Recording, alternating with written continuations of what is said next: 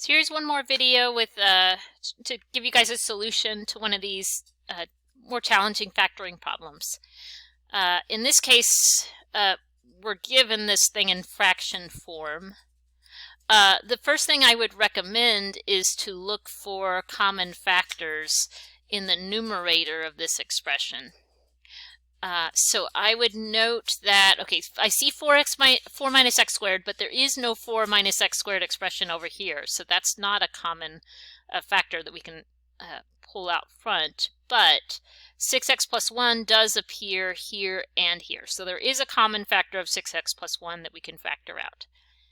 Another thing I would note off the bat here is, so I'm looking at this 1/3, and maybe we're a little disappointed to see that, but notice that it's being multiplied by 6 right here.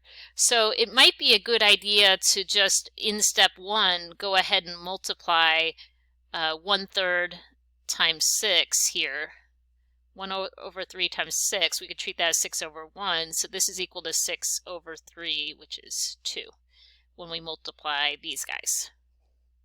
Okay, so I'm going to do a couple of those things here. So first of all, factoring out the 6x plus 1. We always factor out the expression with the lower exponent. So I'd be comparing negative 2/3 and positive 1/3.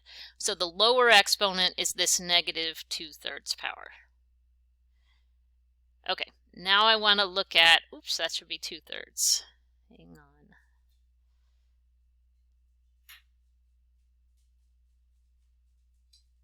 Here we go. Negative 2/3. There's the lower exponent. Okay, great. Let's see. So what's left? 4 minus x squared. And then we've got the 1/3 times 6, so that's 2. And then this 6x plus 1 to the negative 2/3 power, which is exactly what was factored out. So there is no remaining power of 6x plus 1 here. And so we're done with the terms in the first half of this numerator. 4 minus x squared is copied down, 1/3 times 6 is right there, and the 6x plus 1 to the negative 2/3 was factored out. Okay, so we're moving on to the minus here in the middle. Minus, minus, and then there's this negative 2x right here. So minus that negative 2x will actually become positive 2x. Well, positive 2x, which is a true statement. I guess I'm a little concerned that I'll confuse things if I do too much in one step. So I'm just going to minus and then copying down the negative 2x. 6x plus 1, so originally it was to the 1/3 power, and we factored out the negative 2/3 power. So just simply due to the fact that those exponents do not match, they're different, tells us that we're going to have some power of 6x plus 1 left over. And to figure out this remaining exponent, you take the original exponent in this part of the expression, which is 1/3, subtract the power that was factored out, which is this negative 2/3.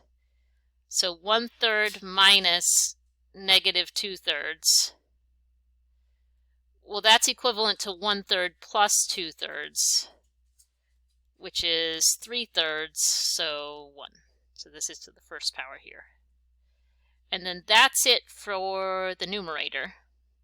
And then we've got 4 minus x squared squared in the denominator here. Okay. So simplifying further, because one thing we certainly need to take care of is this negative exponent here. The instructions say to write your answer without negative exponents. Once you have this factored out, though, it's simple. We just move this expression to the denominator. So this will now be 6x plus 1 to the positive 2/3 power in the denominator. And then 4 minus x squared squared here.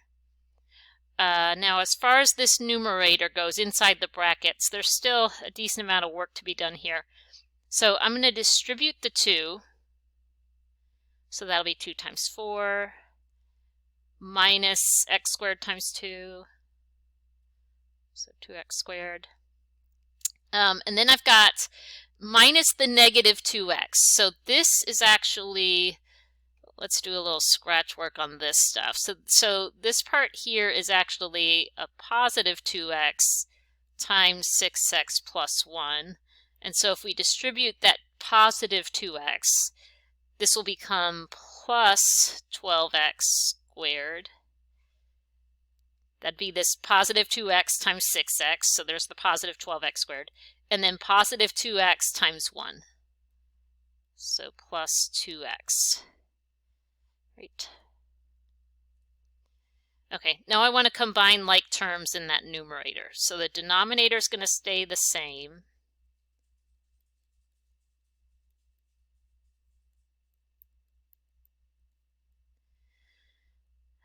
In the numerator, so if we combine like terms, I see negative 2x squared plus 12x squared. So that'll leave positive 10x squared. And then positive 8. Oh, and then I've got this positive 2x, so those are not like terms, right? So plus 2x plus 8. I'm going to put it in the usual order as we have descending powers of x. And now you could do one more thing. We could factor out a 2 in the numerator. I mean, I would be okay with it if you guys left it like this. But yeah, it is nice if you notice, well, I've got this common factor of 2 in the numerator, so we could factor that out like this.